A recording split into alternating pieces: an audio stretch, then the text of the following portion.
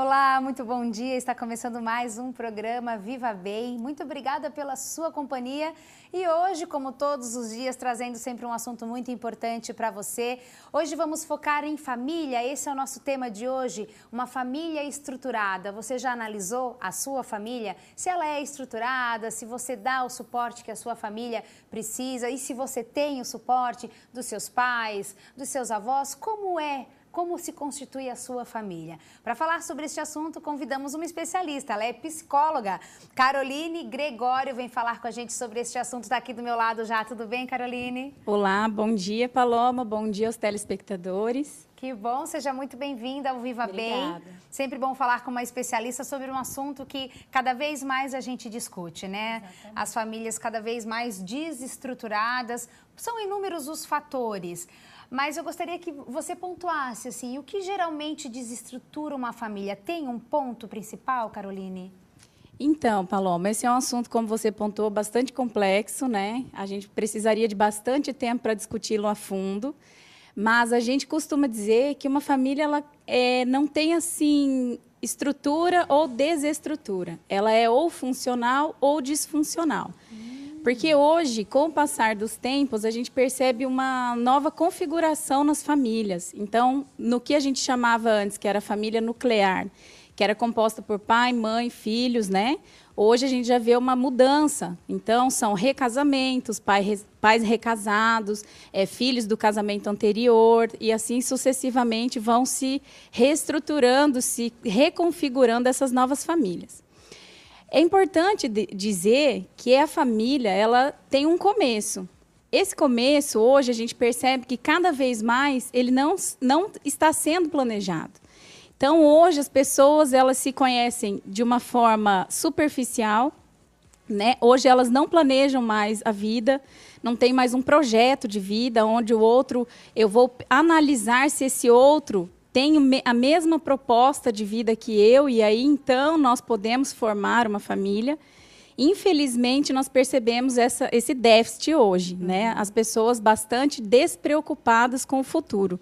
Então, acontece que pessoas que não têm propósitos parecidos acabam se unindo, né? E de uma forma muito descartável. Então, o que a gente percebe hoje, Paloma, são famílias que não têm um propósito de permanecer juntas, apesar das circunstâncias. Uhum. O que a gente percebe é que, na época das nossas avós, das nossas mães, elas enfrentavam coisas bastante difíceis, situações bastante complicadas. E hoje, devido ao capitalismo, devido à facilidade de aquisição de coisas, as pessoas estão facilitando esse encerramento, esse rompimento da família. Uhum. Então, da mesma forma que eu lido com as coisas, as pessoas estão também transferindo esse modo de agir para com a família. Uhum. Então, se eu hoje tenho a possibilidade de trocar de telefone de 6 em 6 meses, de aparelho celular, de aparelho, enfim, né? Hoje são tantas as tecnologias, eu transfiro isso para minha família e troco. Vou trocando de parceiro, vou trocando as possibilidades, né? E a gente percebe que isso, a longo prazo, se torna um problema sério, que é o que a gente encontra hoje, que são famílias disfuncionais, né? Uhum, verdade. Cada vez mais. E, assim, muito difícil de resgatar, porque justamente se torna uma coisa descartável, né? Me corrija se eu estiver errada, mas a impressão que eu tenho é que as pessoas estão até muito mais intolerantes umas com as outras. Talvez por isso, por esse capitalismo, é fácil, eu jogo fora, não deu mais certo, para que se preocupar em organizar novamente, né, em consertar Exatamente. O que está errado? Dispenso e vejo outro. Exatamente. E aí isso reflete diretamente nos filhos, quando se tem, né? Porque aí a família, Certamente. A gente diz, não é só o casal, quando já se constituiu com os filhos. Exatamente. São os que mais sofrem nessa história toda, né? Certamente, porque quando a família se dissolve, não existe uma programação também para este momento. Uhum. Assim como a família, para ser iniciada, precisa de um projeto, para ser rompida também precisa. Contudo, os filhos não são comunicados de forma correta desse encerramento, desse rompimento, então gera um trauma, pois agora o meu pai, que eu convivia todos os dias, já não convivo mais, não me explicaram o que aconteceu, o porquê disso, né? E aí, muitas vezes, até acontece a alienação parental, que é essa questão... Alienação parental, me desculpe, que é a questão de quando um pai fica com o filho, não possibilita que o outro o visite ou tenha contato com. Então, essa também é uma situação muito complicada e a gente percebe que os filhos, na busca de uma fuga dessas situações todas, acontece muito o que a gente tem visto, que são as drogas, né? Acabam culminando nas drogas, acabam culminando em más companhias, enfim, em programas errados, porque os pais também, quando se separam, a gente percebe que ele deixa de dar aquela atenção que deveria para o seu filho e começa a ter novos programas.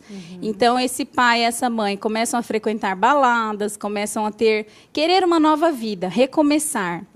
E, muitas vezes, esses filhos não fazem parte desse novo começo. E esse que é o problema, porque, assim como um casamento é muito complicado dizer que é descartável, muito mais os filhos, que são, né? Para sempre. Para sempre, exatamente. Filho é para sempre, mesmo que acabe o casamento, não pode acabar essa relação pai, mãe e filho, né? Isso é muito sério. Então, a gente parte do princípio de que uma família se estrutura quando ela é planejada. Isso é um ponto-chave, né? Planejar este casamento, planejar conhecer a fundo essa pessoa para daí sim viver junto, planejar este filho também, que não só o casamento não tem sido muito planejado, mas principalmente a maternidade, a paternidade. De repente, a gente vê aí pessoas que nunca pensaram em ter filhos tão cedo e já são praticamente uma criança cuidando de outra, às vezes até, né? Ou às vezes não, às vezes são pessoas que já são até mais velhas, mas ainda não curtiram o casamento a ponto de agora, ok, agora vamos pensar em constituir a família. Porque é aquela velha historinha do fazer muito fácil, mas dali para frente, constituir essa família e deixá-la estruturada é que vem o grande problema, né? Exatamente. Então, o que a gente percebe? Quando uma família, ou seja, quando um casal se une, né, seja no civil, no religioso, ou somente de entrarem numa situação, né, de união estável, eles trazem consigo bagagens das suas famílias respectivas. Então, o homem vem acreditando que a casa deve ser limpada de forma X, que a sua roupa deve ser passada da forma X, e assim sucessivamente em várias situações do dia a dia de uma pessoa. E a mulher, da mesma forma, ela vem porque na casa da minha mãe era assim, na casa acontecia dessa forma, não é assim que faz, o meu pai não fazia assim, você tem que ser mais responsável, enfim, essas situações. Então, se no meio dessa situação toda, que o casal está aprendendo a ser casal, né? Porque até então eram dois solteiros, e agora eles estão aprendendo a ser casal. Nisso já vem uma criança, a situação pode se agravar. A gente costuma, Paloma, nunca dizer que em 100% dos casos vai dar certo ou vai dar errado. Porque isso, a gente respeita a subjetividade de cada pessoa. Claro. E a gente acredita que cada pessoa vai lidar de uma forma. Contudo, o que eu trago aqui hoje são as situações que a gente tem visto mais corriqueiramente. Então, o ideal, né, vamos dizer, existe o plano real e o plano ideal. No ideal, seria essa família, antes de se constituir família, esse casal pensar exatamente no que estão fazendo, aonde estão entrando, o que desejam um do outro, o que desejam para o futuro das suas vidas. Se hoje, porque muitas vezes a pessoa se encaixa no seu hoje, mas não se encaixa no seu futuro. Então, de repente, a gente encontra casais onde a mulher ou o marido estão muito preocupados com a carreira profissional e o outro cônjuge não está. Ele quer viver eternamente uma vida de balada, uma vida mais solta, não tem essa preocupação de se estabelecer financeiramente. Então, esses propósitos principais, eles vão influenciar a longo prazo nesse casamento. Então, é muito importante que, antes de os dois se unirem, de fato, eles conheçam exatamente quem é o outro. Sim, os objetivos do outro, de forma plena. De onde ele vem, quem é a sua família, qual é a sua constituição familiar, a sua constituição religiosa é muito importante. São questões que são muito importantes e que podem gerar rupturas sérias a longo prazo. Então, de forma ideal, a gente orienta que isso aconteça.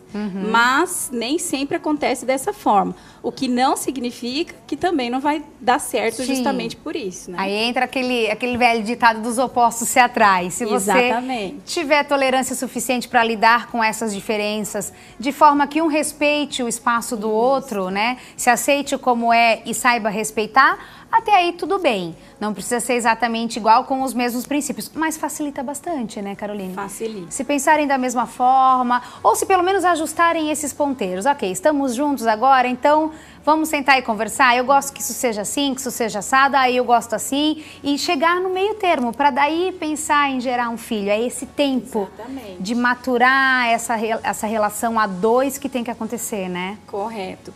E eu costumo dizer que, na verdade, quando as pessoas procuram alguém muito parecido com elas, provavelmente isso também não é tão saudável. Porque a diferença no casamento ou em qualquer relacionamento, ela traz crescimento e amadurecimento. Porque você se torna mais tolerante, você se torna mais paciente, você aprende que nem tudo acontece do jeito que você quer e na hora que você quer. Não é? Porque o casamento, ele vive também dessa questão de ceder, né? Claro. Não é sempre que a coisa acontece como eu quero. Então, assim, nem tanto 80 e nem tanto 8, né? Então, a gente costuma dizer que buscar aí um equilíbrio nesse casamento para que ele seja o mais funcional possível. Claro, perfeito. Bom, a gente vai continuar conversando, eu vou chamar um rápido intervalo. Você que nos assiste, não sai daí que a gente volta já já.